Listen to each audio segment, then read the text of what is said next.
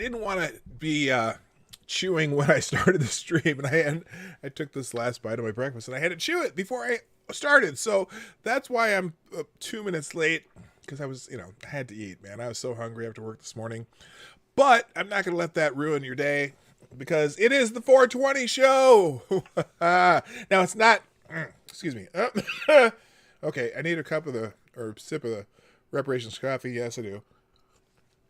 It's not 420 as in April 20th, but this is the 420th episode of the Morning Night Live, so I thought I would do another 420 show. So, during my 420 shows, I asked that any super chats today be $4.20. Now, some of you, and if you can, don't put yourself in any jeopardy. Oh, I got to reset the superstar donor of the day, because I haven't done that yet. So there, reset that, and good. So anyway, on 420 days, I will normally have a couple 420 related stories, which I do. And even though it's not my thing, my experience with that stuff has not been good, particularly when it comes to edibles. You've probably heard that story. But I do have a few weed related stories. Well, they're actually weed stories. So anyway, the 420 challenge, all super chats, $4.20. Please join the fun, because I need the money. Anyway, yeah, let's play the intro.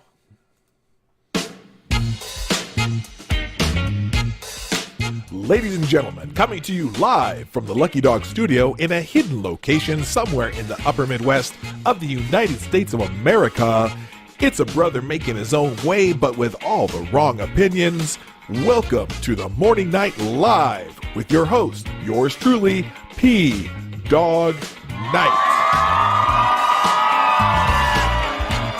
And let's stop the music. Good morning, everybody. Welcome to the Morning Night Live with your host, me, Marty, also known as PDawgKnight on the internet. And welcome back to the Dawg Knight Channel. It is the 18th of September, 2020. My car insurance is due today. I should probably pay that.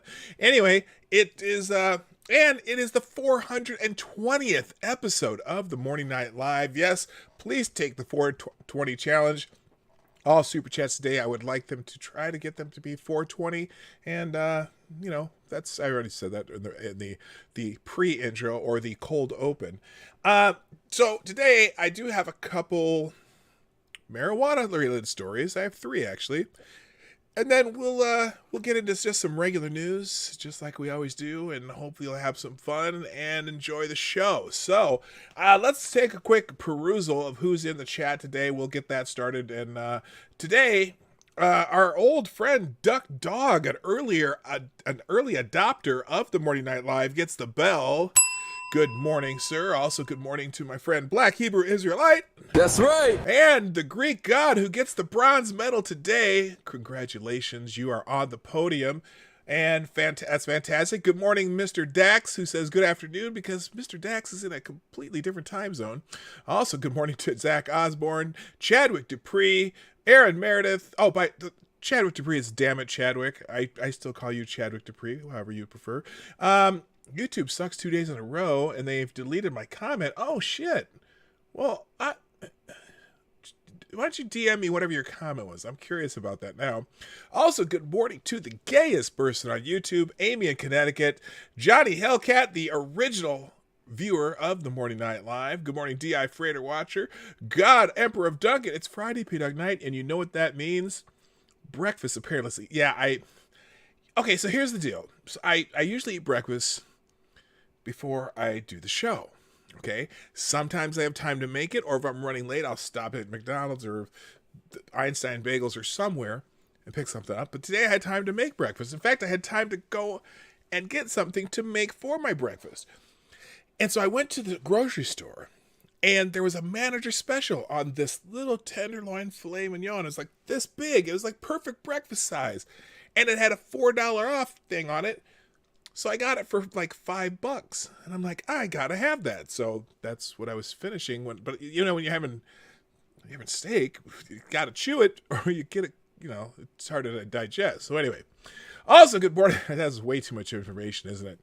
Also, good morning to Mike Savage Blarg and Selector Boy. Yeah, boy. And Gunfox61, Advocatus Diablo, the Devil's Advocate, Amy in Connecticut. What's up, Blue Fant? Oh, nice to see you back. Haven't seen you in a while. Maybe you lurk here, but I'm nice to see you in the chat once again. Also to, whoa, there's my first one. And good morning, Kingslayer Damocles, the first 420 of the day. Remember, it's a 420 show, the 420 challenge. Do a $4.20 super chat today. Kingslayer Damocles says, funny story. I had the munchies and my buddy had made me some Thin Mint edibles. I had a box of real Thin Mints right next to them. I ended up grabbing the wrong box, eating like 6 or 7 of them before realizing. Big oops. Wow. Thank you, sir, for the super chat. And I absolutely can relate to that story. By the way, my wife is, excited.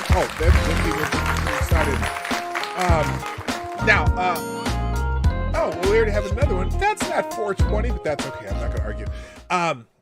My wife, by the way, Lady Boomer, is it this Thursday? Next Thursday, this coming Thursday, she and a friend of hers are going to Colorado. And if you don't know anything about Colorado, Colorado is one of those states. And so she's already told me more than once, don't eat the Sour Patch Kids. And for those who know my Sour Patch story, thank you for the new super chat. Justin Herbottom. Herbottom? That is a strange last name. Herbottom. Justin Herbottom donated $5.56 on 420 day. I'll take it. I don't care. Thank you. It says, tough nuggies. Time to shake that ass. Okay.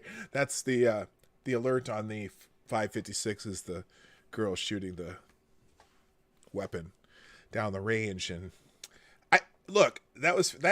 that particular alert is for educational purposes only. We're showing proper gun safety. And there you go. All right. Also, good morning to Becca Farley. How you doing, my dear? CNN sucks, the most redundant name on the internet. And I actually scrolled too fast. Where was I here? There it is. Okay. Zach Osborne. What did I do here? I really screwed this up. Holy smokes. There we go. Cynical Lindsay, what's happening? Damn it, Chad. I said it. Balin Bobby. Zero the Hero. Green Badger Outdoors. Hey, man, welcome back. I haven't seen you in a while either. Let's see. Am I missing anybody yet? Blue Fan, I got. Games Person on YouTube. I think I've gotten most everybody. Amy in Connecticut, I think so, yes. Oh, Anna Lynn's here. Good morning. Katie did skate. MC! Hammer time is in the house. Okay, I think I got everybody. Is that everybody? If I missed you, Jonas Pedersen, Tarai Deos, what's happening? I think I got everybody now. All right. So, welcome to the show. It is the 420 show. Take the 420 challenge. All super chats for 420 if you can. And we'll see how many Snoop Dogg dancing on the screen we can get in one day. Also, quick thank you to Becca Fairley and Maddie for tweeting out the show. Also, Cynical Lindsay for tweeting out the show. I appreciate that. That always helps if you can share the show, either through down that share arrow down there, or if you can retweet, repost, republish, or echo one of the notifications on Twitter. Mine's Gabber Parlor. Good morning, TC. Good morning, John Smith. Liz, who says Liz says hi. Outstanding. Always got to keep track of John Smith's. Well, she's an insignificant other now, but anyway.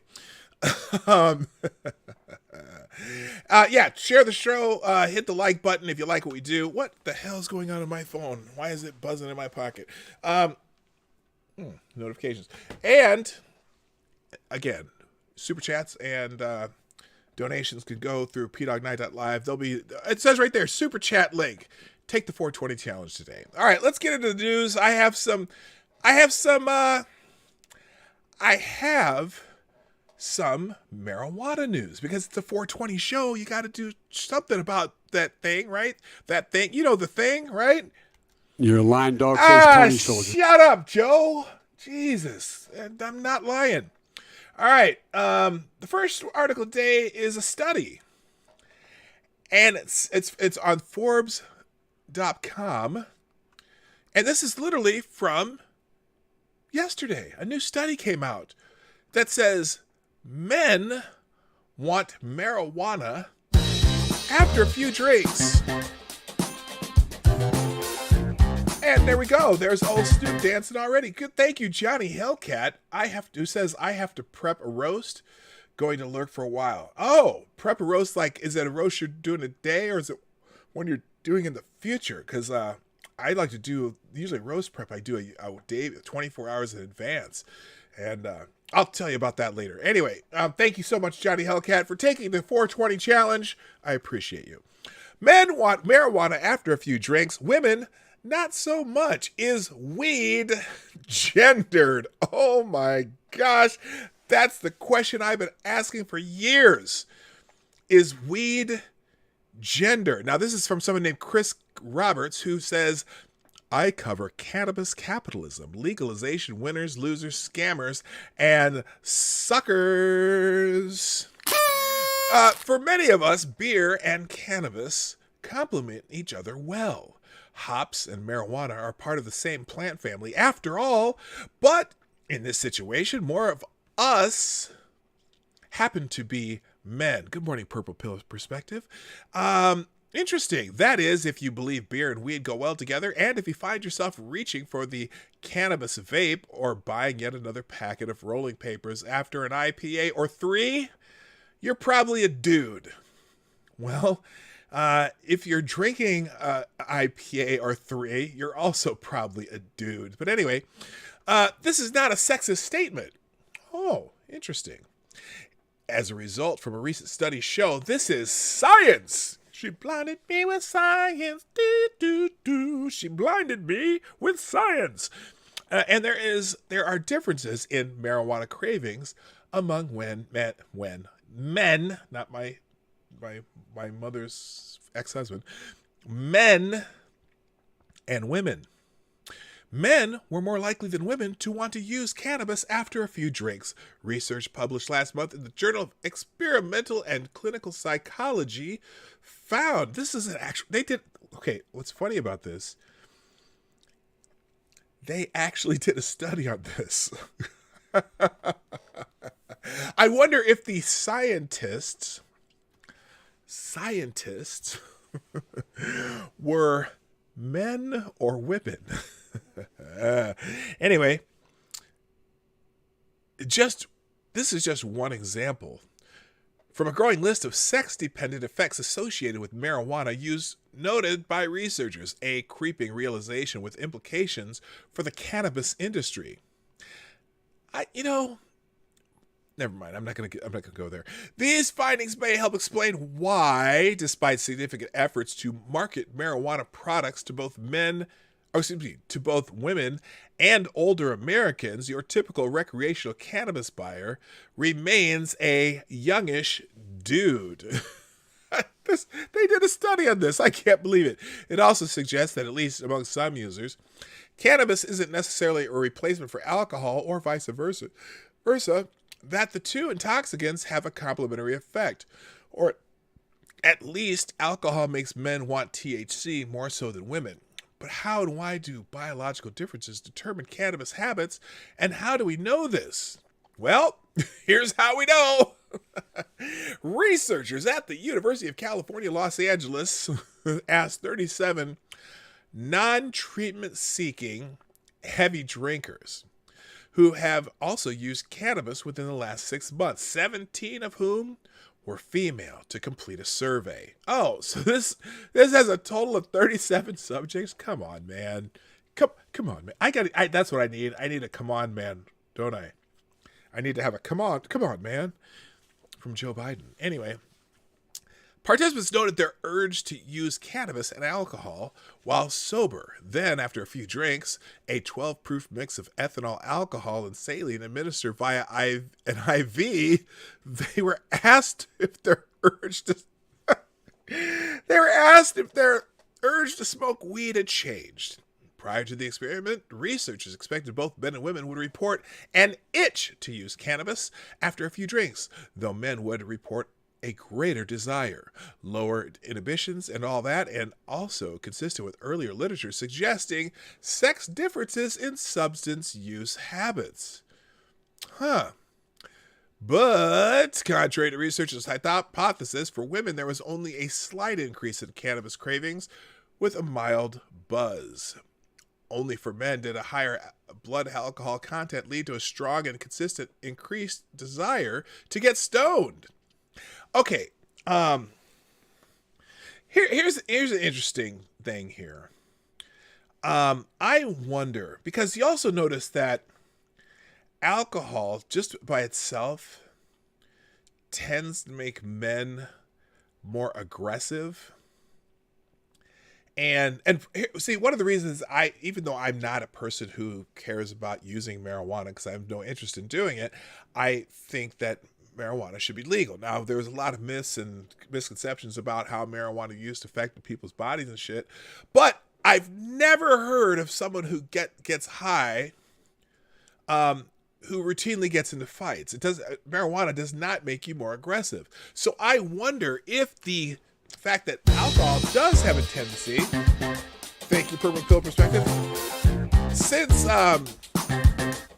alcohol does have a tendency to make people more aggressive, I wonder, or at least men, again, I don't necessarily see it in women, but I do see it in men, if perhaps the craving for marijuana is a counterbalance to the aggressiveness that men gain with alcohol. So does it something because marijuana makes you less aggressive, but alcohol makes you more aggressive? Is it a counterbalance? That'd be an interesting thing to study, but I think they need more than 37 subjects. Thank you, Purple Pill Perspective. Happy 420th episode, you tenacious dog. Well, thank you so much, Purple Pill. I greatly appreciate that. Thank you for taking the 420 challenge today. So they continue here. What was surprising was that this wasn't necessarily showing that males were reacting differently to cannabis. It was how they were reacting differently to alcohol and how that impacted their urge for cannabis, researcher Alan Venegas said.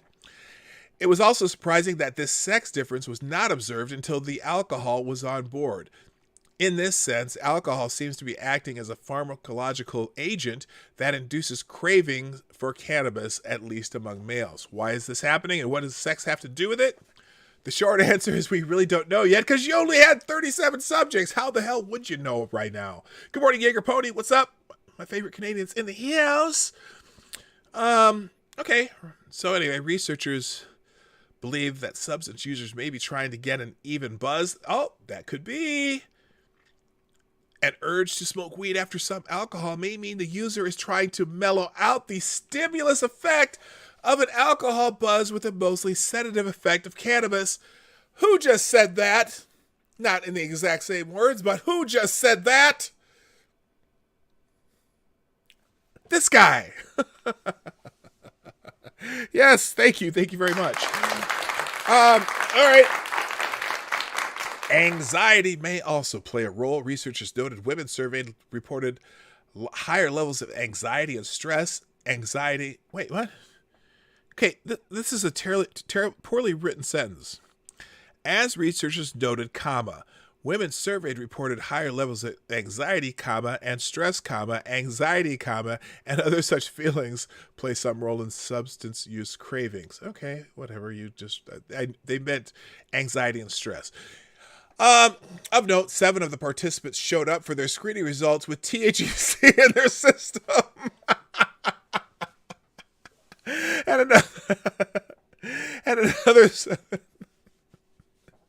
I don't know why that's funny to me. Maybe it's because, they knew there was a study about them getting high. They already were high. Anyway, No, and 7 others reported no cannabis use at all in the past month. All this means is that it's too early to say in general terms what the effects on all drinkers of cannabis users will be. Oh, you think with a whole 37 subjects of your study?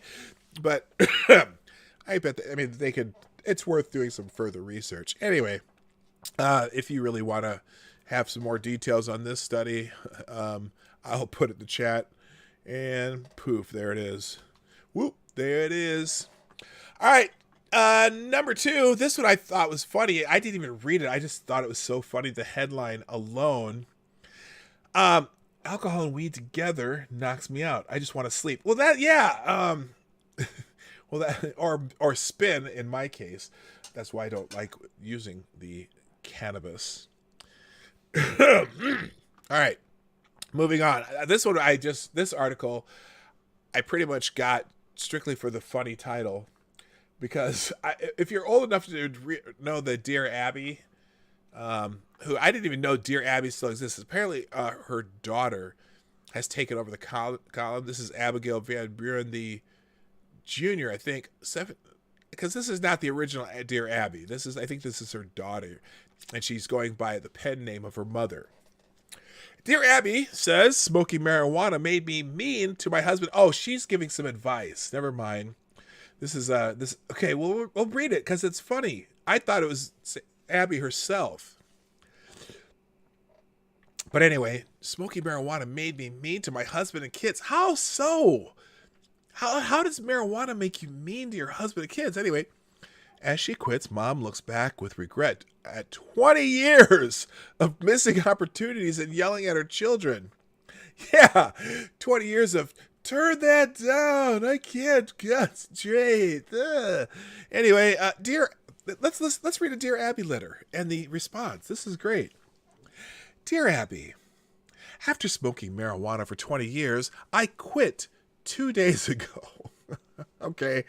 Okay. All right, people in the chat who are listening to me right now, or who can reply. She smoked marijuana for 20 years and she quit 2 days ago. What is the over and under, either in days, months, or years, that she will return to her habit, so to speak?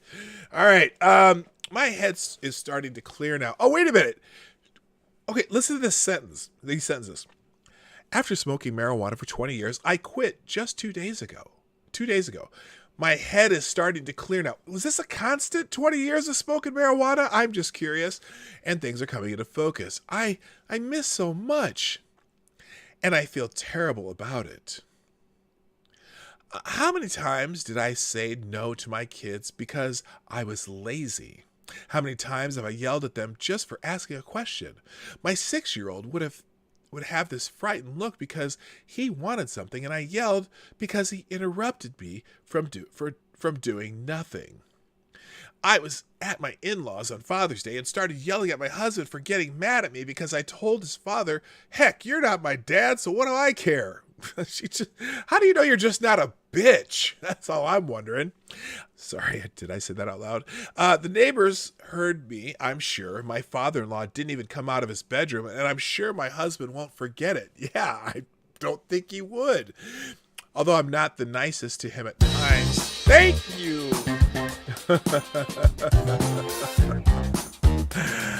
Okay, the 420 challenge is rolling along. Get the 420 challenge today. This is I think this is a Japanese name. I've never heard this. It's Izichi? It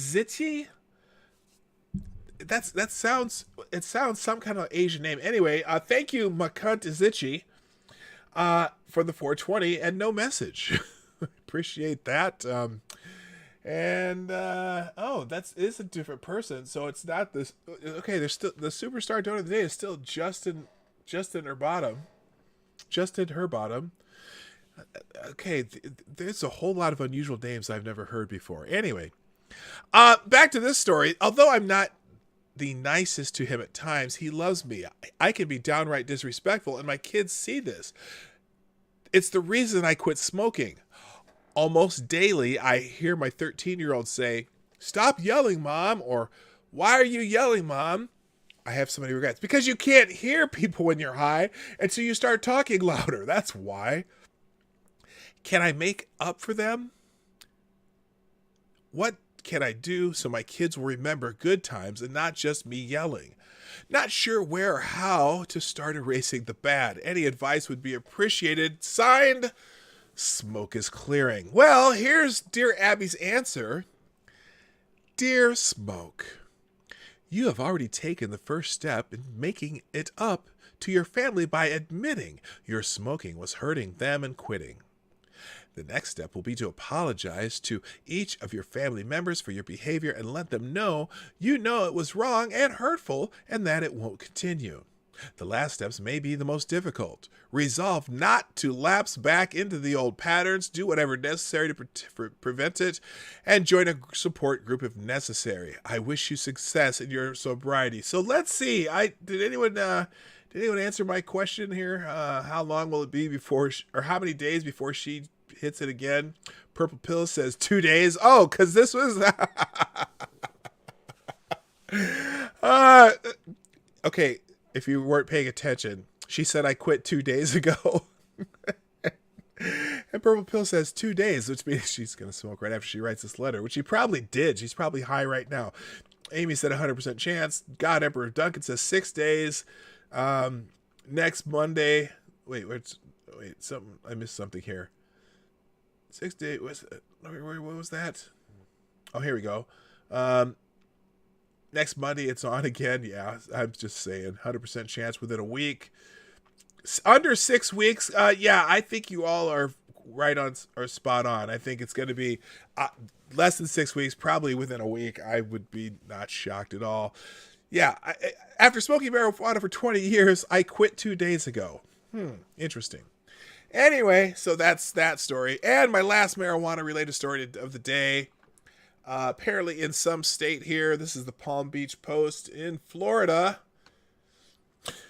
This is the House of Representatives. Oh, it is the House of Representatives. Well, here we go. This is in the Palm Beach Post. House vote on marijuana legalization bill postponed after backlash from moderate lawmakers. What the hell? Come on, people. Pass that law. Good morning, Sean. Good morning. I already said hi to Kingslayer Damocles. Hey, Larry, what's up? And John Smith, I got already. Okay, all right, cool. Democrats in the House of Representatives postponed a planned vote next week on marijuana legislation following a backlash from moderate Democrats. You know, Joe Biden is still, maybe you haven't heard this, he said something about how he's not supportive of legalization of marijuana, which kind of surprises me. I think if Donald Trump got a bill on his desk of marijuana legalization, I bet he would sign it. I'm thinking if it were at least removing it from the federal purview, because right now there's federal legislation outlawing marijuana, but there isn't, and some states have their own legislation. And for the most part, the federal government has decided to be hands off on states that have legalized it. Good morning, Gamer Feline. Anyway, and like I said, I personally make it legal. I have no interest in it, but make it legal. Make drugs that are safe legal. I don't know. They're ones that you can control, and who knows?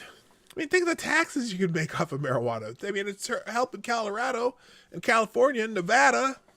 All right, moving on. The legislation called the MORE Act would legalize marijuana at a federal level and expunge some marijuana-related criminal records, though it left the decision on the sale of marijuana up to the states, which is how it should be. According to a senior Democratic aide, lawmakers in tough re-election contests wanted the House to first pass COVID-19 relief before acting on marijuana legislation. Well, that is good for them. They should have passed. Well, they're still everyone's being assholes about that. I don't know what they're supposed to do, but they need to get their acts in gear. Another senior Democratic aide said a group of moderate Democrats had made a case to party leadership that they wanted to focus on legislation other than pot legalization, given the risk posed at the ballot box, and their argument won over party leaders. Thank you, God Emperor of Duncan, for joining in the 420 challenge. Who says, I never partook in the devil's lettuce, so I'm passing some of the money I saved on to you. Well, you are a fine human being, and I don't know why the bell didn't work, but thank you, sir, for the 420. Where today, if you're just got here, it's the 420 show, and I'm asking everyone to do the 420 challenge for super chats. Do $4.20, and there's the bell, and I'll even give you a little thank you very much. Get a little clapping there. So anyway, the More Act would probably not come up until after the election. I don't know that the opposition to this is that strong as it used to be, like say in the 70s and early 80s or whatnot. And I'm pretty sure I would have to look that up, but I think that I think there's a strong majority of Americans who say, who gives a shit? It's marijuana. I mean, like I said, you never seen someone getting high and getting a fight in a bar, right? it's whatever. Let's see. House Majority Leader Steny Hoyer of Maryland said in a statement the House would pass the MORE Act later this autumn. But right now, the House is focused relentlessly on securing agreement to stave off a damaging government shutdown and continuing to do its job addressing the COVID-19 pandemic. Congress has just a few weeks left in its scheduled session to pass COVID-19 legislation and bills to keep the government funded. The House is scheduled to stay in session until October 2nd. Though Pelosi promised the body would remain in session until a deal was brokered on COVID-19 relief, the Senate is scheduled to stay until October 9th. After they leave, the two chambers are not scheduled to return until after Election Day. Do your jobs, fuckers. I'm not... All right, anyway, enough of that. So that's my 420 stories for the day. Welcome to the 420 show. By the way, the Morning Night Live is brought to you by you, the viewers of the Morning Night Live. Please share the stream at the share arrow down there, or if you're on mobile, up there, and share this out on your favorite social media, and or follow me on Twitter, mine's Gab and Parler, and you can repost whatever I post there, or just use that as your notification machine. Also, if you're watching the show as a viewer on replay, please leave a comment in the comment section. And finally, super chats are done through the Streamlabs link in the description down below. It is also in the chat. There it is right there. This show is sponsored by viewers like you. Support the show with your donations and have your super chats read live on the show. Be a permanent part of this episode of the Morning Night Live. And today we are doing the 420 challenge, which is, what the hell happened there? The 420 challenge, we'd like you to do all your super chats today at $4.20 for the 420 show. So that's up to you, though. You can do whatever you want. Somehow it says my viewership went from 60 to 0. I don't know how that happens. Hopefully you're all still here. Anyway, all right, let's move on. Now, one other story. I just found this is fascinating. This is from Campus Reform. We're gonna go a little. Diesel Dave, what is happening? How you doing, sir? What the hell happened there? That is so weird. I'm assuming you're all still here, right? Yeah, it says there's 39 people. Okay. Oh, I see what happened. Okay, moving on. We're gonna do a little culture enrichment from Campus Reform. I just found this fascinating. Apparently, at Carnegie Mellon University, which is a very prestigious school, they call, the school itself calls All Lives Matter a controversial message. Hello, use 003. Where's this? Oh, what happened here? Carnegie Mellon students painted Black Lives Matter on the school's fence, which is a tool for students to display art and free expression publicly.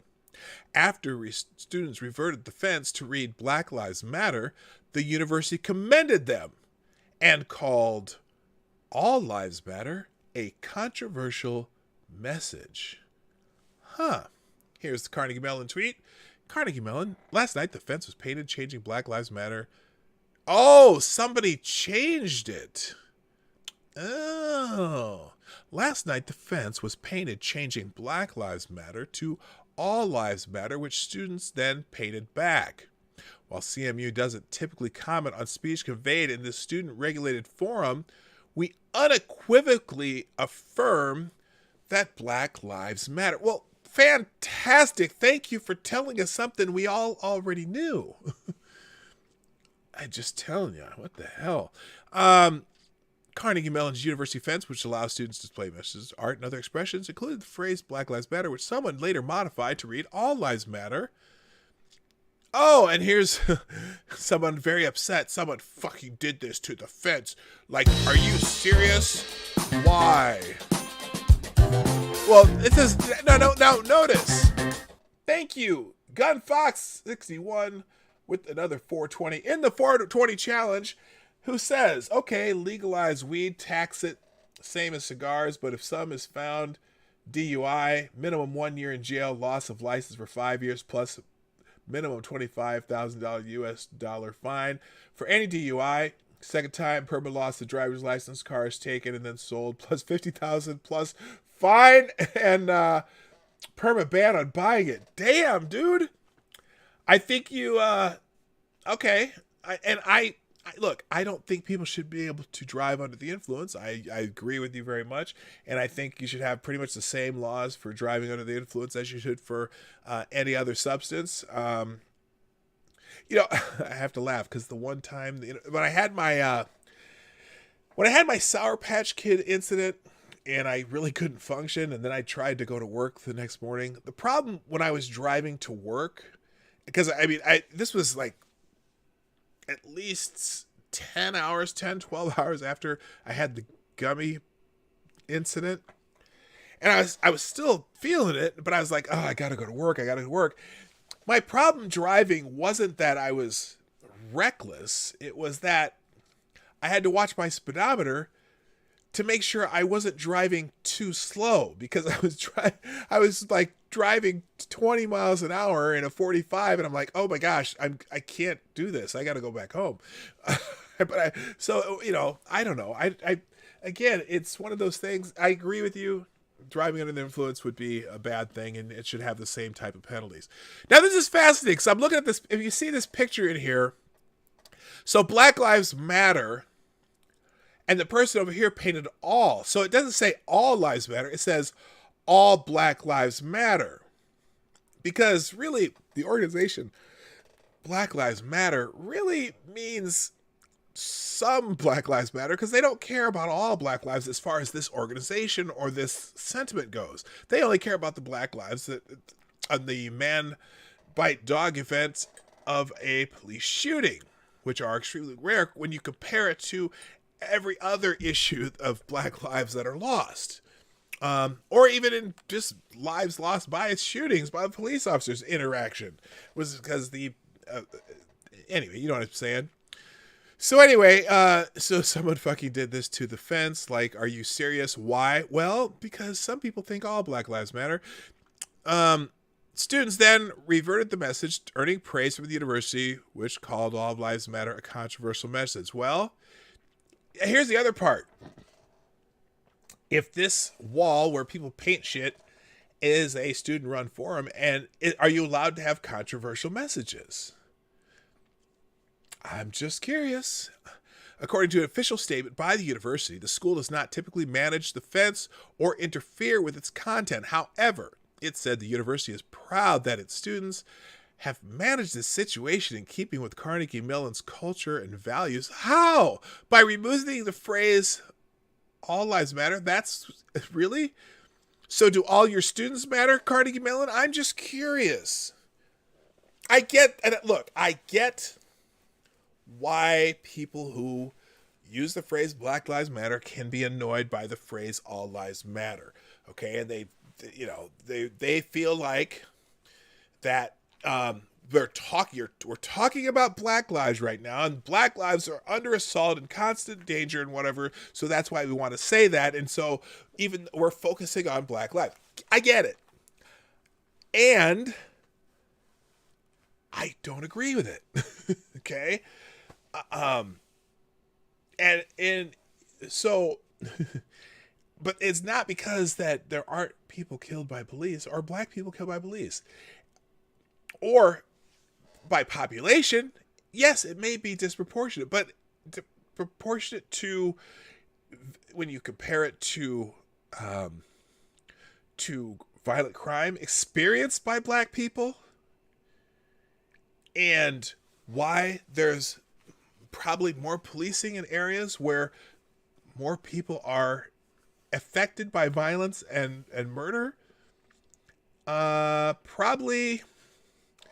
probably proportional to how many calls and how many interactions there are because we know that other people are killed by police. So is it disproportionate? I don't know. Disproportionate to what? Anyway, that's a whole nother it's a whole nother topic. Good morning, W.R. Costa. Nice to see you back. Oh, and we have a $5 super chat from Gunfox61, and he is now the superstar donor of the day. Thank you, Gunfox61. Update for Pennsylvania mail-in ballots case. News story in your email. Title PA mail-in the ballots. Cool. We'll do that when we get to current news. Thank you for the and thank you for the super chat. I greatly appreciate it. And also it says the university does not typically comment on the speech. Isn't it the same damn sentence?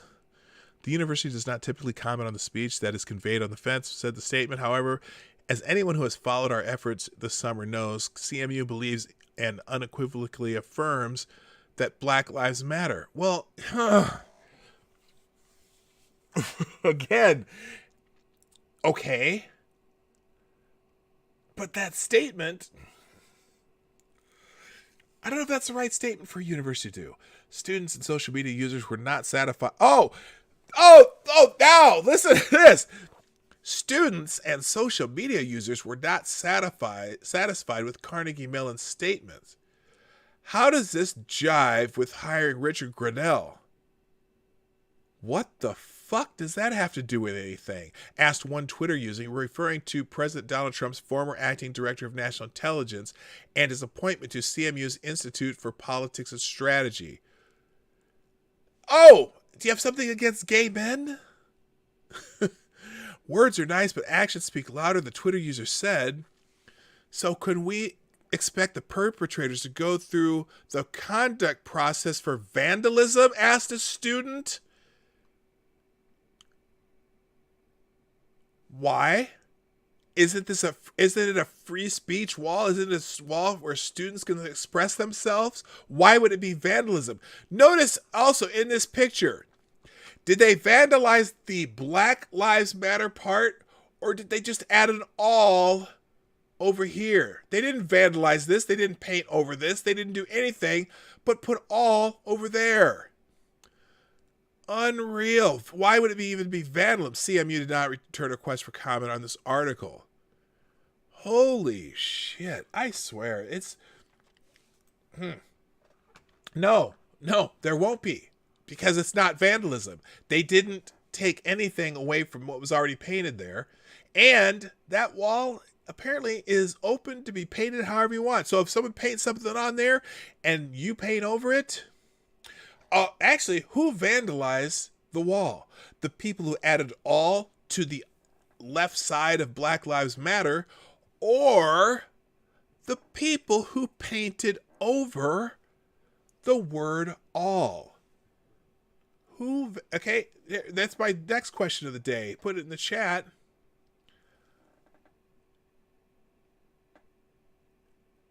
Who vandalized? 1, for the people who painted all. 2, for the people who painted over the word all. I know I know it's easy for me because I'm preaching to the choir right now.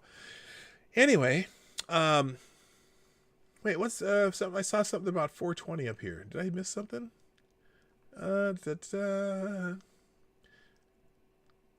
Can't math. It's 420. 420. Okay, I get it. All right. All right. Let's find something else to talk about.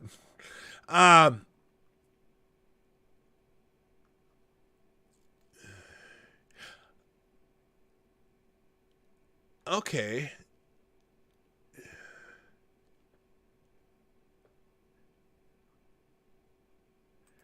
Oh, this is weird. Okay, let's see. Confirms government line. Oh, I want to talk about this. So we're getting back into the whole FISA deal. Carter. Oh my God, that's a terrible picture of Carter Page. Let's get into a little government corruption, shall we? The FISA court confirms that the government lied in every spy warrant application against Carter Page. A newly declassified ruling from the Foreign Intelligence Surveillance Act, known as the FISA court, in June demonstrates that the government lied about its legal basis for spying on former Trump campaign official Carter Page. The ruling states that the information produced by the FBI's unlawful investigation into Page was illegally obtained, and that it found violations of the government's duty of candor on all 4 applications. Oh, you know what that means? Do you know what that means? Lies, yeah. They lied. The ruling also orders the government that it must temporarily retain and potentially use and disclose the information collected largely in the context of ongoing and anticipated litigation, meaning they have to admit it in court. Under the court's 21-page assessment, information obtained by all 4 of the warrants and applications is invalidated due to its illegal acquisition unless the Department of Justice is using it to investigate or prosecute Gotcha, bitch. Potential crimes relating to the conduct of the Page or Crossfire Hurricane investigations. Wow, that's newly declassified, that ruling. So now the only thing that evidence from those warrants can be used for is to prosecute the people who did that bullshit. I said duty? I don't know. Hey, Scribe, what's happening? Someone says Scribe's here. I don't see you. There you are. Dog for apple. Okay, I saw you now. Yeah, the court is permitting use or disclosure of information obtained from electronic surveillance or physical search of Page only where it has been or can be demonstrated to be necessary to remedy or deter the types of harm. The ruling states it must also be proved that the information is required for a specific need before it can be accessed, meaning they can no longer use that for anything but to prosecute the asshats who lied on the FISA process. Which, here's the problem now. That ruling, now, I am not holding my breath on any of this, but I would imagine that ruling could cause some severe peril for some people. Anyone who put their name on it, including Rod Rosenstein. I mean, supposedly, some people think Rosenstein's a white hat. I don't think so. I think he's a Weasley little fuck. But anyone who has their name, Strzok is in that thing. There's Comey signed off on it. Rod Rosenstein signed off on it. There's a lot of people who put their names on those 4 FISA warrants that now can only be used to investigate or prosecute potential crimes relating to the conduct of Page or the Crossfire Hurricane investigation. Oh, and oh man, it'd be interesting to see if this actually turns into something. I'm not holding my breath. It just seems like it's not happening. And I know that they're worried about it seeming political if they do anything before the election, but I would love to see a perp walk just like Roger Stone's. I would love to see 15 FBI agents show up at Comey's door and take him out in handcuffs. Of course, that won't happen because the FBI is full of swamp creatures too. Anyway, the ruling declassified on Friday confirms that the FISA court and the Department of Justice both previously declared previously declared in January about the FBI's investigation that at least 2 of the 4 applications allowing electronic surveillance and physical search targeting PAWG by the FBI were unlawfully authorized. In the January ruling, a FISA judge claimed that the FBI violated protections for U.S. citizens under FISA law because the government did not have a probable cause that PAWG was acting as an agent of a foreign power. Under FISA law, the government is not permitted to secretly spy on U.S. citizens without probable cause or evidence that a citizen is unlawfully acting as a foreign agent. And before that, the Foreign Intelligence Surveillance Court issued an order in December of 2019 that acknowledged the FBI's failure to include exculpatory evidence in its 4 successful applications for surveillance warrants. This order relied heavily on the 17 significant inaccuracies and omissions in the FBI investigation of PAWG brought forth by the Department of Justice Inspector General Michael Horowitz, demonstrating the lack of probable cause for the spying. So, you know, and then we've already had one person who's pled guilty to issues concerning the FISA warrants for forging evidence, okay, falsifying evidence, and he's pleading guilty on one count. I wonder if he's going to, what do they call it? Flip and sing. Flip and sing. They like to say that term, flip and sing. Also, oh, interesting. Well, this is hilarious related to that. Senate Democrats are, including Kamala Harris, call for an investigation into the Durham probe. If this is not some weird kind of attempt at jujitsu, I don't know what it is. Democrats on the Senate Judiciary Committee, including Kamala Harris, are calling on the Justice Department watchdog to investigate whether a probe led by U.S. Attorney John Durham violates Justice Department policy.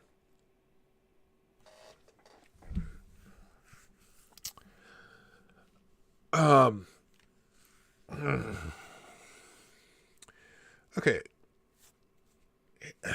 Before I even read this,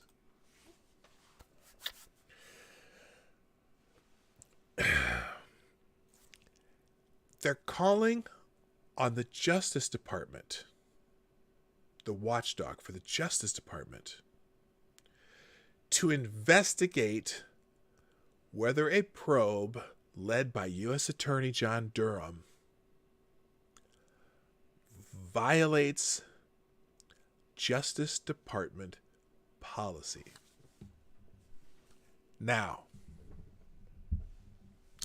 let's think about that for a minute. The investigation is being done by the Justice Department, which is a part of the executive branch, and the same Justice Department that determines Justice Department policy. Senate Democrats are asking the Justice Department's watchdog to investigate whether a probe led by U.S. Attorney John Durham, who is part of the Justice Department, whether it violates Justice Department policy. Do these, for a lack of better term, morons, fucking morons, I need that sound clip too from Undoomed. Do these morons realize that they're Who determines Justice Department policy?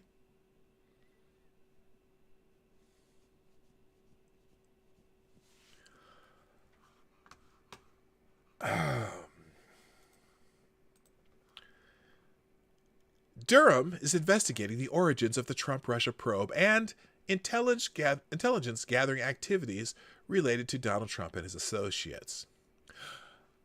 We write to request that you investigate whether U.S. Attorney John Durham's investigation complies with Department of Justice policies, including policies that protect criminal investigations from political influence. A group of 10 Democratic senators wrote to Inspector General Michael Horowitz on Thursday. Now, as you might already know, the probe, that's a great word, the probe that John Durham is doing is determining whether the prior investigation by the Justice Department and the FBI broke any laws while doing their job, I guess. So it's a criminal investigation. You fucking morons. Quick, how high am I right now? I'm not high. I don't do that. It's just the 420 show. It doesn't mean that I'm going to participate, but I do support your right to do such things. So if you would like to get a high Chaos Eve, by the way, welcome back. I haven't seen you here in a while, and I'm so happy to see you. I missed you. Although I do watch you sometimes on your channel, but anyway. So, and it's 420 Challenge Day, by the way. If anyone doesn't know, look in the description down below. It's the 420 Challenge Day. Okay, what the effing hell are these Democrats talking about? It's a criminal investigation and they've already got, guess what? They've already got a guilty plea out of someone who was on Mueller's team.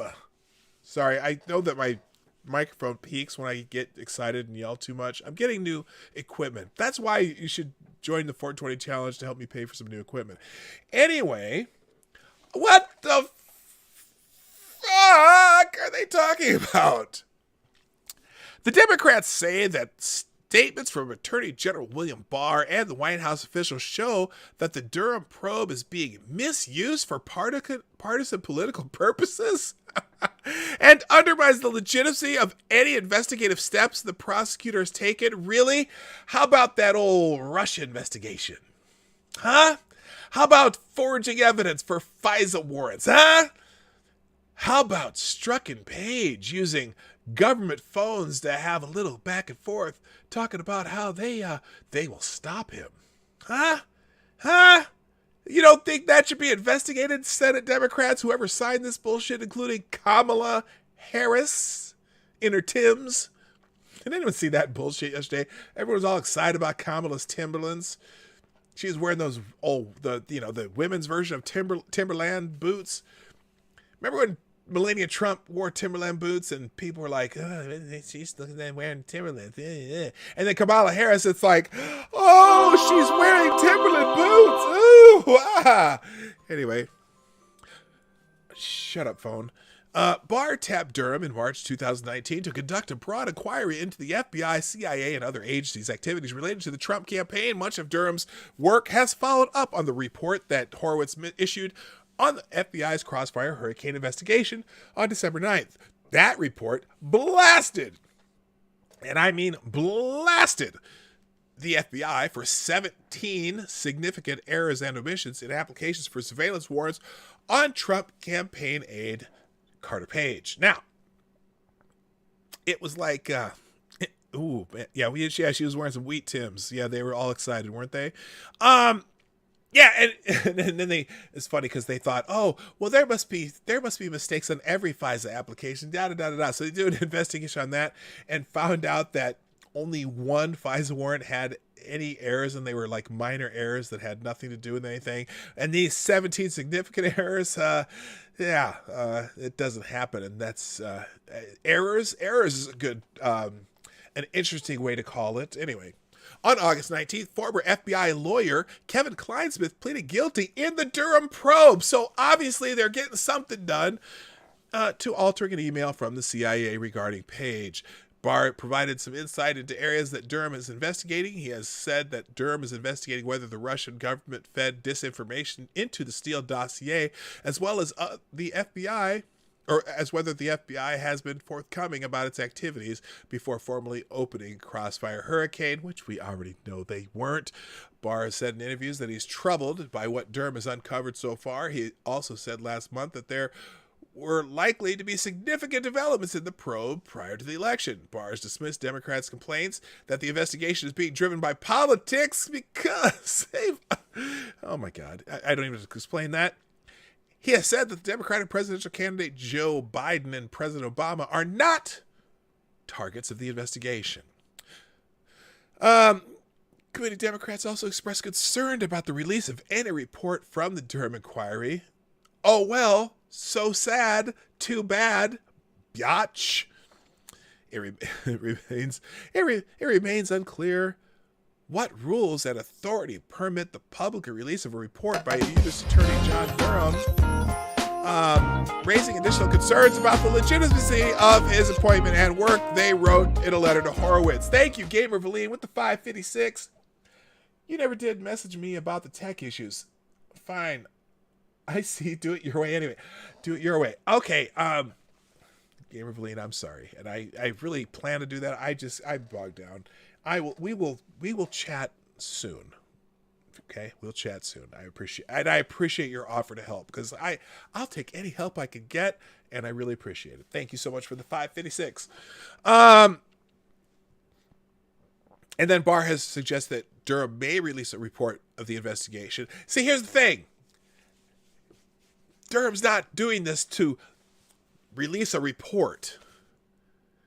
Durham's going to indict somebody, or he's not going to indict somebody.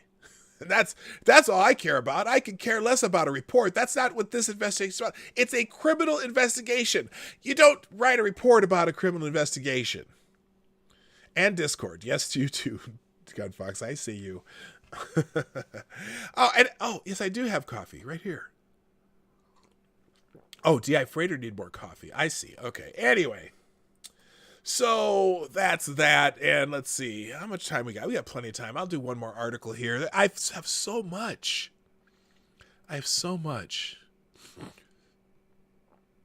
Oh, did you see this?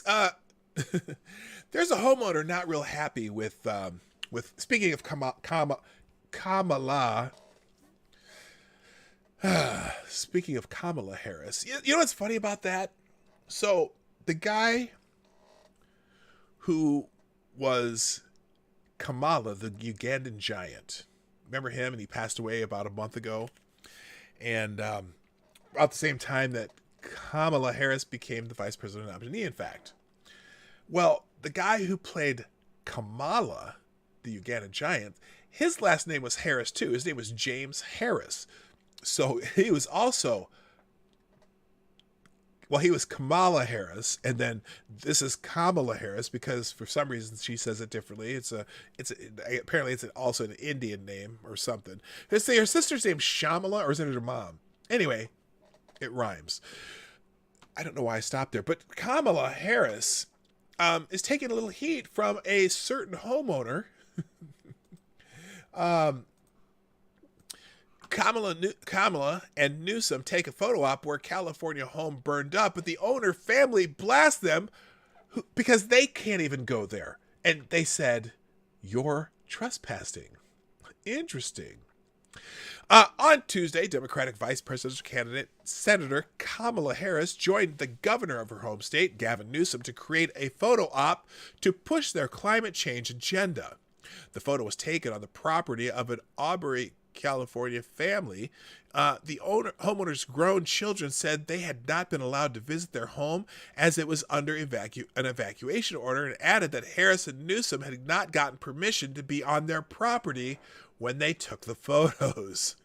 So here's Gavin Newsom with climate change is real. You know, oh, good Lord.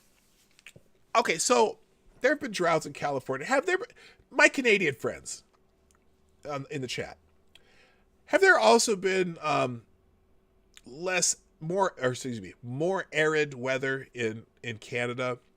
And in fact, in Oregon and Washington, until these fires that have been set by, who we believe to be set by arsonists, there's evidence of that. They're arresting people that some of these fires have been set by arson.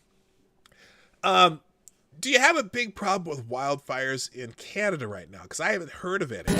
And, we have another super chat. Thank you, Gunfox61 with a 280. I'm not sure. 280, that's a weird amount. It's 420 day. It's the 420 challenge. That's okay. I see what you did. LOL, you have so much news. You could do a 5-hour news show. Once you have Discord, you will be shown the light of the news bomb. I have a news bomb sitting right in my computer right now. Thank you so much, Gunfox, who is now the superstar donor of the day. Gunfox61, thank you very much. Moving on. So anyway, this family is not happy with Kamala and Gavin Newsom. In fact, she tweeted here, spent time surveying a burn site with Gavin Newsom in an area. Now, this is such a staged photo, too. Look at this shit. What the hell is that supposed to be? Area that has been devastated by recent wildfires in California. I'm incredibly grateful for the courage of our brave firefighters and those who have come near and far to help those fleeing the destruction. Well, the homeowner's son, Trampus Patton, excoriated Harrison Newsom on Facebook, writing, quote, "For the friends of mine that don't recognize the fireplace in the background, that is what is left of my parents' house. What has me really frustrated right now is the fact that these two politicians used my parents' loss for a photo opportunity to push their political agenda. Political party wouldn't have made a difference in this moment. Decent human beings that have character and class," shots fired, wouldn't air someone else's misfortune on national television. Think about this when you go to the polls in a few weeks to vote. Look at this picture closely. Imagine it is what's left of your hard work, hopes, dreams, and place of sanctuary. Do you want this kind of leadership using you and your loss for political gain? For the record, my parents haven't even been let back in yet themselves to sort through what is left of their lives. But these two felt the need to go traipsing around my parents' property without permission. I guess those property taxes my parents pay allow politicians to do this. Private property doesn't exist in California anymore." Gotcha, bitch. Holy shit, that's mean. Then his sister Bailey added, "When we saw these photos, there aren't words, because it's like we haven't seen our house. We haven't seen our property. There is no house. We haven't even seen our property. This isn't just devastation. This is our lives. This is where we grew up. These are our memories. And not to have that, to feel so helpless, and I guess that's what we've all been thinking, is that we're so helpless because we weren't there. We haven't gotten to deal with our loss. Instead, we're having to watch it play out on social media and news," according to Fox 29. Then she also added, she also wrote to Governor Newsom. "Dear Governor Newsom, you don't know me, but I'm one of your California citizens. That truck you're standing by is my dad's work truck. He has had that thing for as long as I can remember. That land with all the rubble you're standing next to, that's my house I grew up in. You never got my parents' permission to go on our property, nor did you ask if we needed help. What you did do is take my family's loss and parade it all over social media and news networks to push your agenda. That agenda can wait. Right now, you should be caring about the families of the state. Thankfully, this community is mountain strong, and we will thrive." God damn, they beat the hell out. Do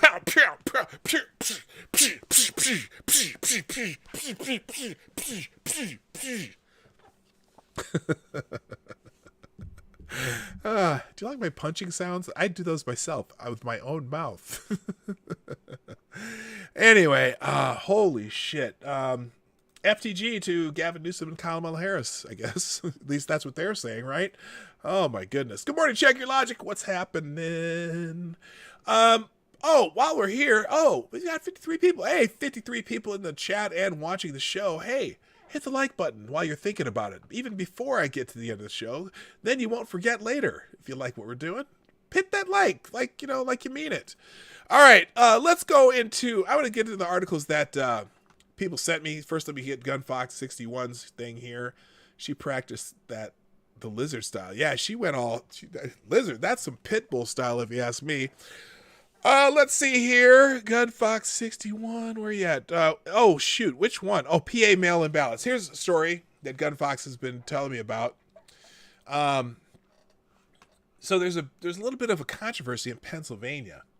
And Pennsylvania court gives Democrats a win in mail-in vote case. Pennsylvania's highest court on Thursday handed victories to the Democratic Party in an election-related lawsuit that sought favorable fixes to glitches and gray areas in the battleground state's fledgling mail-in voting law. The state Supreme Court, which has a 5-2 Democratic majority, granted the Democratic Party's request to order an extension of Pennsylvania's Election Day deadline to count mailed-in ballots for 3 days after Election Day.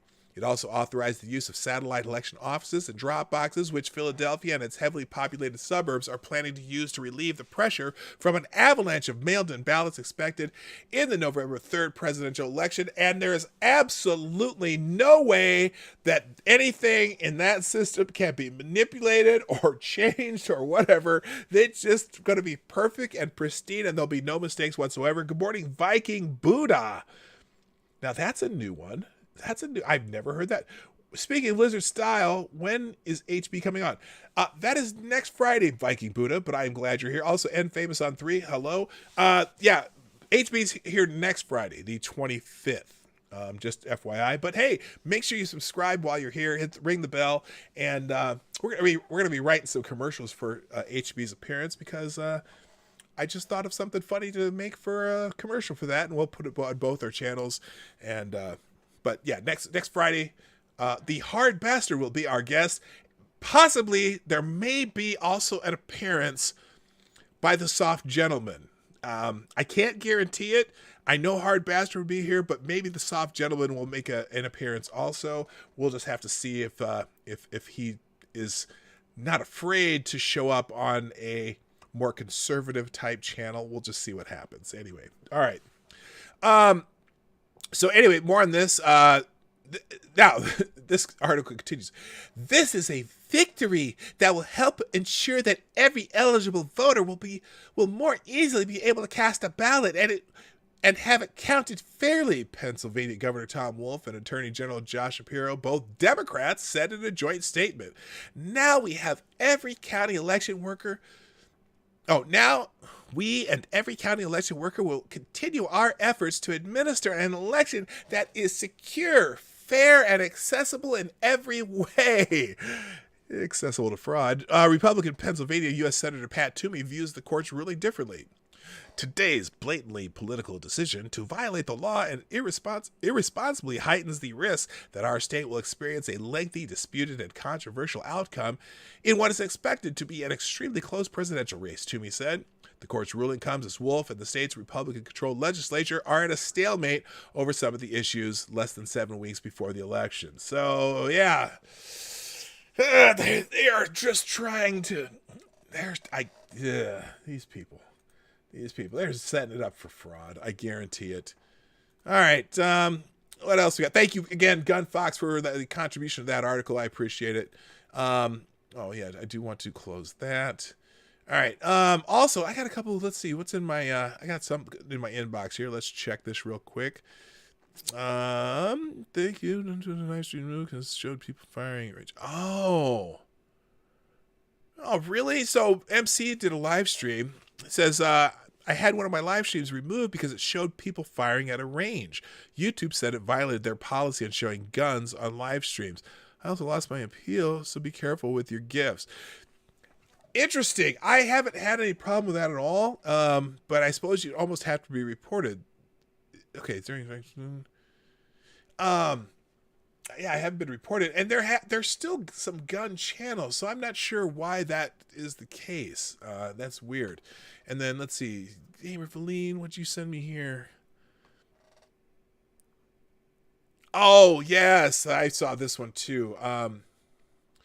So here we'll do this one.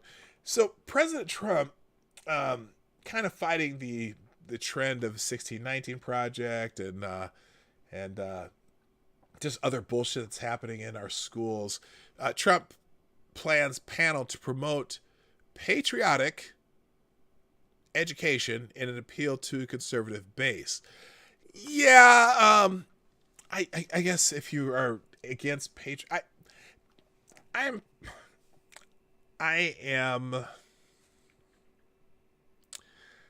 I support this idea. I question whether it's the purview of the federal government. But anyway, President Donald Trump said on Thursday he planned to establish a commission to promote patriotic education. Well, maybe that's not so bad. In the United States, taking issue with efforts to highlight the United States history of slavery and racism. Oh, that's an interesting way to write that, Jeff Mason, whoever you are. Oh my God, taking issue with efforts to highlight the nation's history of slavery and racism. In remarks delivered at the National Archives, which houses the U.S. Constitution, Bill of Rights, and Declaration of Independence, Trump railed against people who have taken to the streets around the country this year to protest racial injustice. I hate the media. Do you see how that was written? Do you see how that is written? Okay, so let me ask you something. Yes or no? Has President Trump railed against people who have taken to the streets around the country this year to protest racial injustice? Because that's what the sentence says. That he railed against people who have taken to the streets around the country this year to protest racial injustice. Is that what he did?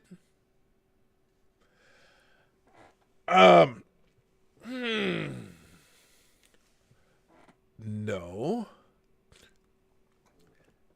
Donald Trump has railed against people who have either rioted, damaged property, killed people, did many kinds of illegal shit, but he hasn't railed against the people who've taken to the streets to protest racial injustice. Now, unless you're considering that some of the people who ended up rioting or burning shit down or killing people or injuring people or damaging people's property and themselves started out as people protesting racial injustice, maybe if you extrapolated that far back, you could say that. But I don't think he's... in fact, I don't think anyone cares that people want to protest racial injustice. And is it... Well, are they protesting racial injustice, really? I guess in theory, because some of them are just out there protesting against anything that is contrary to their own political opinions. And in some cases, like in the latest case where the guy was it New York, Rochester? Was it Rochester where the guy came with a gun? Or no, in Pennsylvania, in Lancaster, Pennsylvania. They came out to protest a guy who was running at a police officer, stop it, Joe Biden's officer, running at the police officer with a knife in a attack position who was going to stab a police officer. Now, was the shooting of that man protesting racial injustice? I mean, were they when they're protesting that particular shooting? Were they protesting racial injustice? No. They didn't wait to find out the story. They just out there protesting. They thought they might have been protesting racial injustice, when in actuality, that guy that person needed to be stopped, or he killed an officer. Anyway, this is Reuters article. This is how they write, though. They write it in a way that puts it in the worst light for the person they hate, which is President Trump. Because the first line, too. So he's establishing a commission to promote patriotic education in the United States, taking issue with efforts to highlight the United States history of slavery and racism. Really? Is he taking issue with that? Is it wrong? Now, he is against the 1619 project, or whatever that's called, which in some ways is revisionist history, okay? And certainly against critical race theory, which is basically Marxism for race, calling people of ethnic minorities the ones who are being oppressed and everyone else being the oppressors. That's classic Marxism. When in reality, we're not oppressed. And it's funny. I want to go over that town hall that he did with George Stephanopoulos. There were a couple questions that they put online, and I'm going to do a video about how I would have answered if I were President Trump, including his answers. So watch for that video. I'm going to work on that this weekend and probably have it out by Monday. Anyway, this article continues. Republican Trump, like anyone didn't know that he was a Republican. Republican Trump has sought to portray himself as a law and order candidate in the November 3rd election against Democratic rival Joe Biden, and his announcement on Thursday to use an executive order to establish a commission could also be a move to appeal to his base. Okay, yeah, it appeals to me. I guess I'm his base, even though I'm not a Trump person. But I'm more conservative than not, and I certainly am not interested in Joe Biden being president. Trump said, quote, left-wing mobs, end quote, had torn down statues, desecrated memorials, and carried out a campaign of violence and anarchy. True. Whether the mob is on the street or on the cancel culture in the boardroom, the goal is the same: to silence dissent, to scare you out of speaking the truth, and to bully Americans into abandoning their values, their heritage, and their way of life, Trump said. Yeah, in some ways it is. I mean, the anarchists and the, they certainly are on board with that, right? We are here today to declare that we will never submit to tyranny. We will reclaim our history and our country for citizens of every race, color, religion, and creed. Huh. That sounds pretty inclusive to me. I don't know. What do you think? Trump is trailing Biden in the national opinion polls. Well, who cares? Their polls are bullshit. You remember, he was trailing Hillary in all the national opinion polls, too.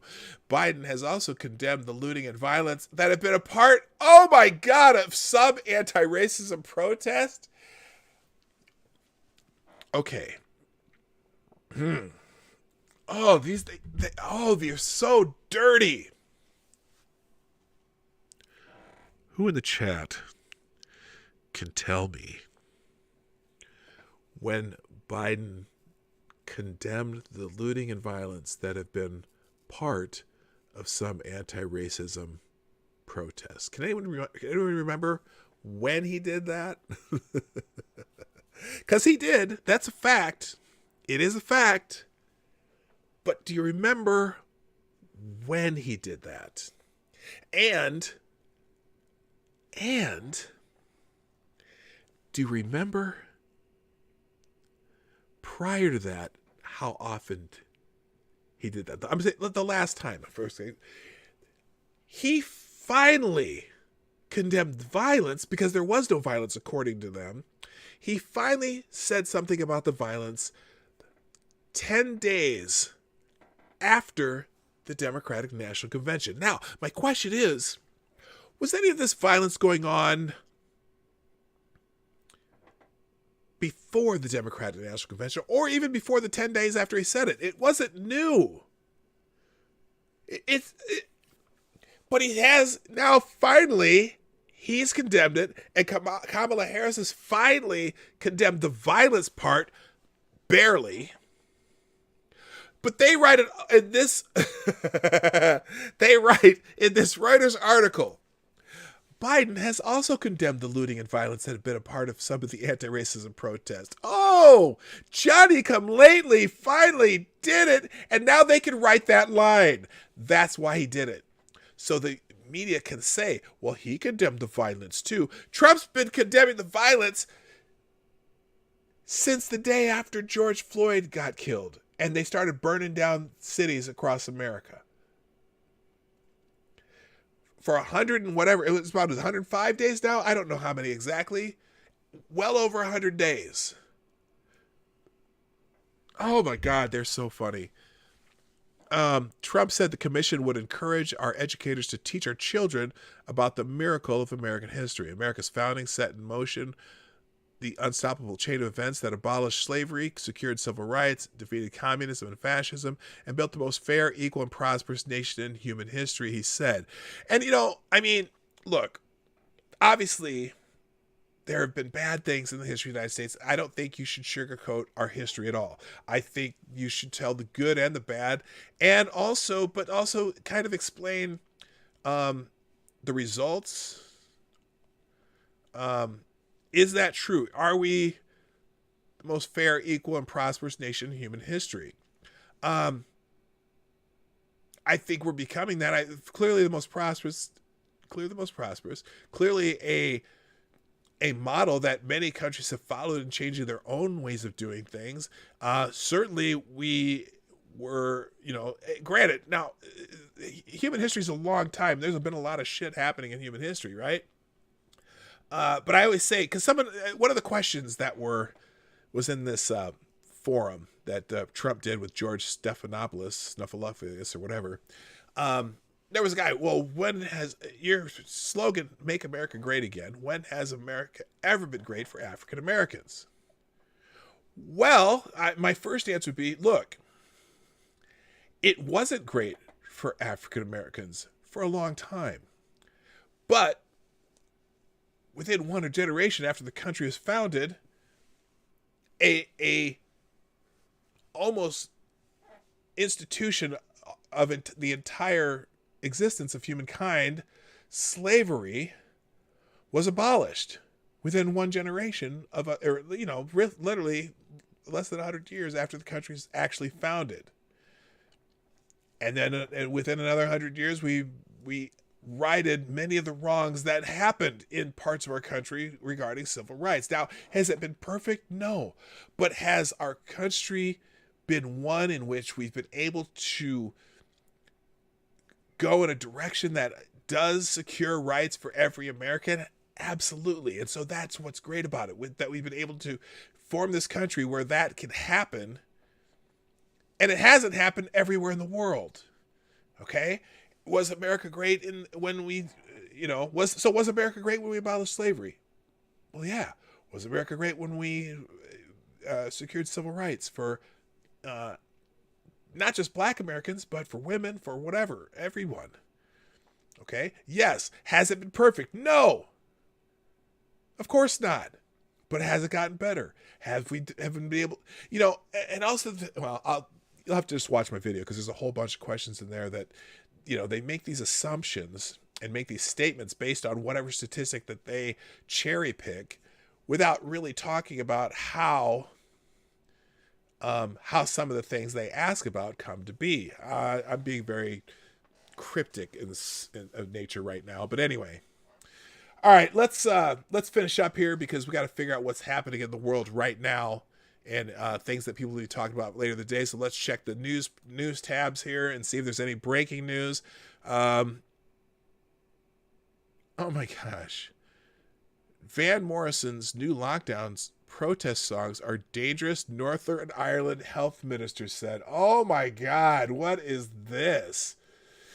This is on the front of the tab. Van Morrison, who's really, I just love Van Morrison's music from 70s and 60s and 70s. Brown Eyed Girl is one of my favorite songs. He also does a great version of, what's the one song that I really like? I'll have to think about it. Oh, Into the Mystic. I really love that song. Anyway, so Van Morrison's new lockdown protest songs are dangerous, according to Northern Ireland's health minister. The singer-songwriter is releasing 3 new songs that protest the lockdowns in the UK, claiming that scientists are making up crooked facts to justify measures that enslave the population. Northern Ireland's health ministers called the lyrics dangerous. Over 41,000 people in the UK have died of COVID-19. Uh-oh. Music legend Van Morrison says he has recorded 3 protest songs against the UK government's coronavirus lockdown measures, in which he repeatedly accuses scientists of making up crooked facts. I don't know. No, it's your ABC today. Hello, ABC. Someone else dropped in that I didn't say hi to yet. I'll figure it out. Anyway, wow. Okay. Oh, here's the lyrics to the songs. Here we go. Okay, no more lockdown, no more government overreach, no more fascist bullies disturbing our peace, no more taking our freedom and our God-given rights, pretending it's for our safety when it's ready to enslave. Who's running the country, who's running the world? Examine it closely and watch it unfurl. Wow, he's going straight at it. Holy shit, Van Morrison. You might be my hero. No more lockdown, no more pulling the wool over our eyes, no more celebrities telling us what we are supposed to feel, no more status quo, put your shoulder to the wheel. Okay, let's see the second page of lyrics. Oh, this is another song. As I walked out, all the streets were empty. The government said everyone should stay home, and they spread fear and loathing and no hope for the future. Not many did question this very strange move. Well, on the government website from 21 March 2020, it said COVID-19 was no longer high risk. Then 2 days later, they put us on lockdown. Then why are we not being told the truth? By all media outlets, all government lackeys. Why is this not big news? Why is it being ignored? No checks and balances, no second opinions. Why are they working and why are we not?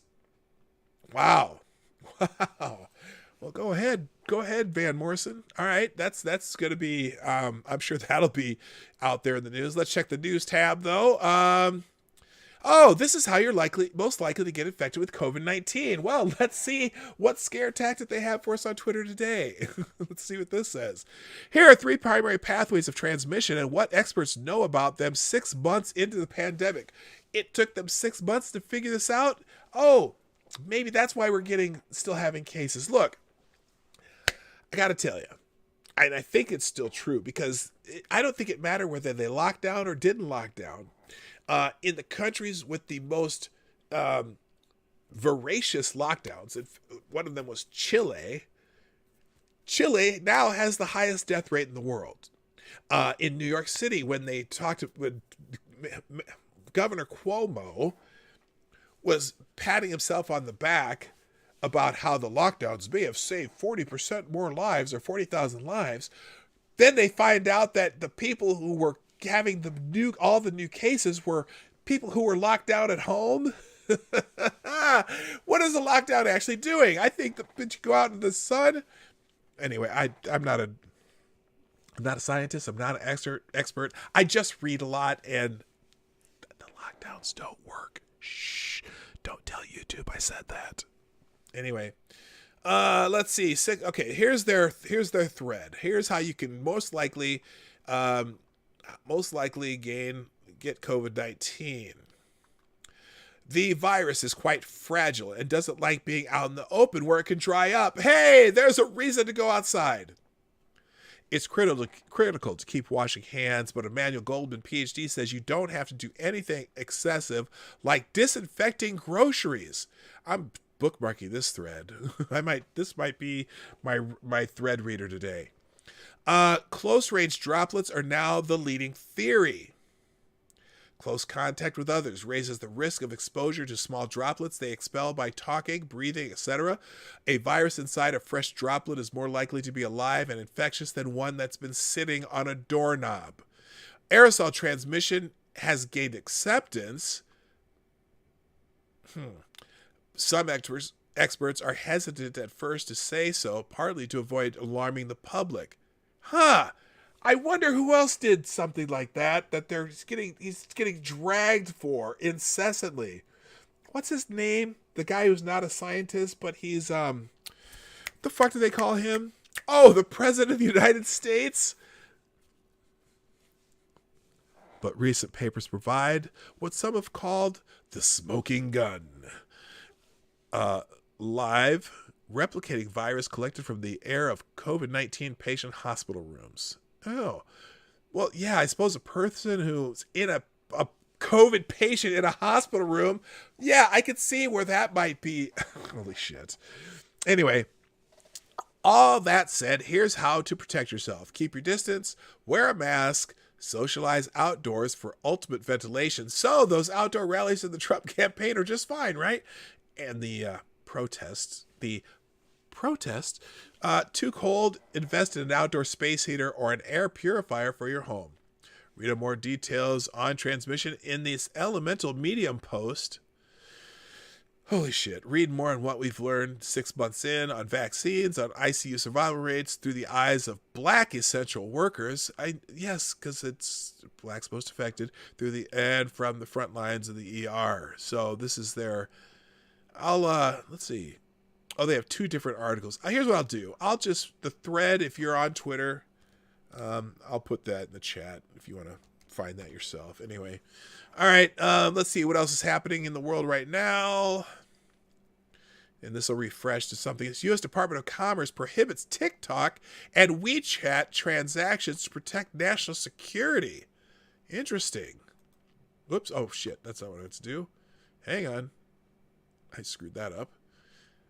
Let's see if we can find that again. And here, hang on. I don't want trending. I want this. Here we go. The U.S.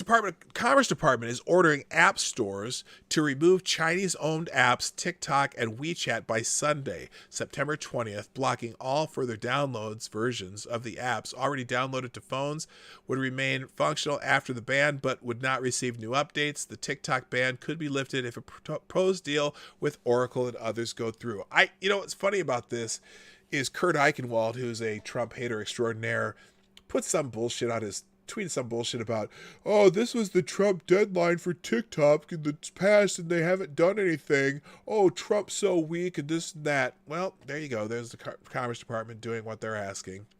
So, personally, I don't have TikTok loaded on anything. My wife is a big TikTok fan, though. Also, let's see. The ranking of the best colleges in the U.S. We rank nearly 800 schools. I don't know if I'm not going to click that. This is how you most likely get affected. That's right. Trump administration to block U.S. transactions with TikTok and WeChat. We just read that one. Bill Gates on vaccines. That's from last night. Anything new? Anything live? Let's see. All right. That looks like everything else is from yesterday. So anyway, that's the current breaking news. Hi, Kamari Turnbolt. Nice to see you. So that's it for today, folks. Happy 420. Appreciate everyone who took the 420 challenge. You still have about a minute and a half if you want to do a 420 donation today. That's up to you. Anyway, the Morning Night Live is here Monday through Friday, 10 o'clock Eastern, 9 o'clock Central, 1500 GMT. For my friends around the world who do not use American time zones, please, before you go, make sure you hit the like button. That is the key to my success. Or just streaming every day and having everyone have fun in the chat. No, but hit the like button before you go. Also, share the stream using the share arrow right down there or up here if you're on mobile. Also, you can follow me on Twitter. Mine's Gab and Parler. I am very active on Twitter. Not so much the others, although I'm starting to post more on Parler also. And if you'd like to make a donation to the show, you can do that through the Streamlabs link in the description down below. All the information on how you can donate is down there. You can do it through Streamlabs with a PayPal and credit card and or what's that one called? Venmo or Cashapp. You can do donations through any of those places. And that's it for today, people. I look forward to a new video coming Monday. And I'll be back here on Monday as well. Also, programming note, the Hard Bastard will be with us 1 week from today. That'll be a fun show. We'll probably get a bunch of his regular viewers popping in the chat. So the chat will be very lively next Friday, and it'll be a lot of fun. So anyway, it's time for me to go, people. I gotta go. My name is PDawg Knight. Whoa, there we go. Chaos Eve, thank you for taking the 420 challenge. She says... Boom.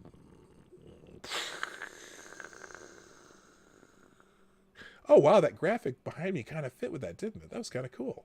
Anyway, thank you so much, Chaos Eve, and everyone else who... Oh, and also thank you, Gunfox, Gamer Valine, God Emperor Duncan, Duck Dog, I know you're in there somewhere, Purple Pill Perspective, and Justin Her Bottom, which is probably Duck Dog, God Emperor Duncan, everyone, Kingslayer Damocles, everyone who did super chats, I greatly appreciate it. It helps so much. And I thank you so much. Anyway, my name's PDawg Knight, and I'm out of here. Bye-bye. Hey, this is PDawg Knight, and thank you for watching today on the PDawg Knight channel. If you have an observation or remark you'd like to make about this video or my channel, I absolutely welcome you to write it in the comment section down below. I really look forward to hearing from you. And before you go, if you like what you saw but you're not already subscribed, please make sure you hit the subscribe button and definitely click that bell that pops up afterward so you'll be notified when I post new videos or when we go live. I broadcast my live show, The Morning Night Live, Monday through Friday at 10 a.m. Eastern, 9 o'clock Central.